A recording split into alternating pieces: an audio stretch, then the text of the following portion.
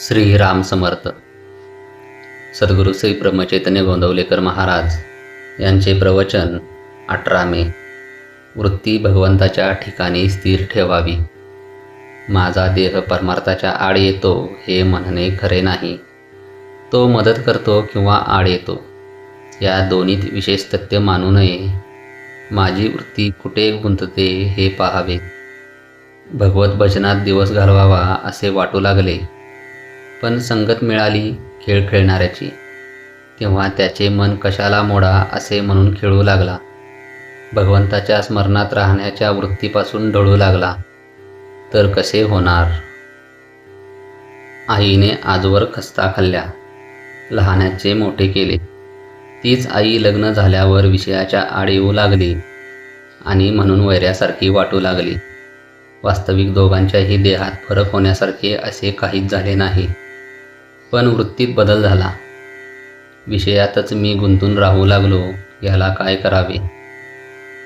मी सुखी कशाने होईन हे आपण आपल्या कल्पनेनेच ठरवले, पण या जगात पूर्ण सुख किंवा पूर्ण दुःख असे काही आहे का.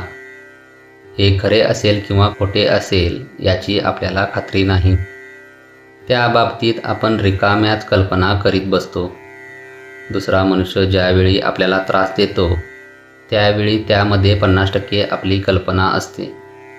बाकी उरले 50% त्याबद्दल त्याने दिलेला त्रास मी करून घेणार नाही ही वृत्ती असावी, म्हणजे संपले. आपली वृत्ती सारखी बदलते आहे आणि जगही सारखे बदलते आहे. त्यामुळे अमुक परिस्थितीमुळे सुख किंवा अमुक परिस्थितीमुळे दुःख होते हे वाटणे खरे नव्हे, कारण सुखदुःख अस्थिर असते. शास्त्रांचे नियम हे वृत्तीला स्थिर करतात. भजन, पोथी वाचन, मंदिर बांधणे वगैरे गोष्टी जर वृत्ती सुधारण्यासाठी न केल्या तर ती नुसती करमणूक होते. त्यापासून खरा फायदा होत नाही. आगगाडी रोज काशीला जाते, पण तिला काही काशी यात्रा घडत नाही. यात्रा घडते ती आत बसलेल्या लोकांना. गंगा स्नान, विश्वेश्वराचे दर्शन वगैरे आतल्या लोकांना घडते. त्याचप्रमाणे देहाने नुसता पूजापाठ वगैरे करून परमार्थ घडत नाही. आपली वृत्ती भगवंताच्या ठिकाणी चिकटली पाहिजे. भगवंताचे रूप सारखे समोर ठेवता येणार नाही, पण त्याचे रूप लक्षात आले नाही तरी आपण त्याचे नाम घेतो हे लक्षात राहिले तर वृत्ती सुधारेल. आपल्या डोळ्यात अगदी बारीक कण गेला तरी तो खुपतो. त्याहीपेक्षा वृत्ती सूक्ष्म असते.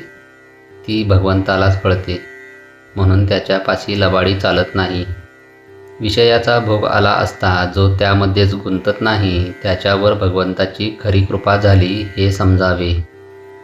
भगवंतापासून वेगळे न राहणे, त्याचे विस्मरण न होऊ देणे, त्याच्या स्मरणात राहणे, त्याच्या नामात राहणे, यात खरे समाधान, शांती आणि सुख आहे.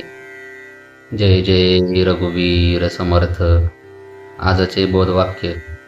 वृत्ती स्थिर होणे, शांत होणे याचे नाव समाधान, आणि भगवंताकडेच वृत्ती सारखी राहणे याचे नाव समाधी होय. श्रीराम समर्थ.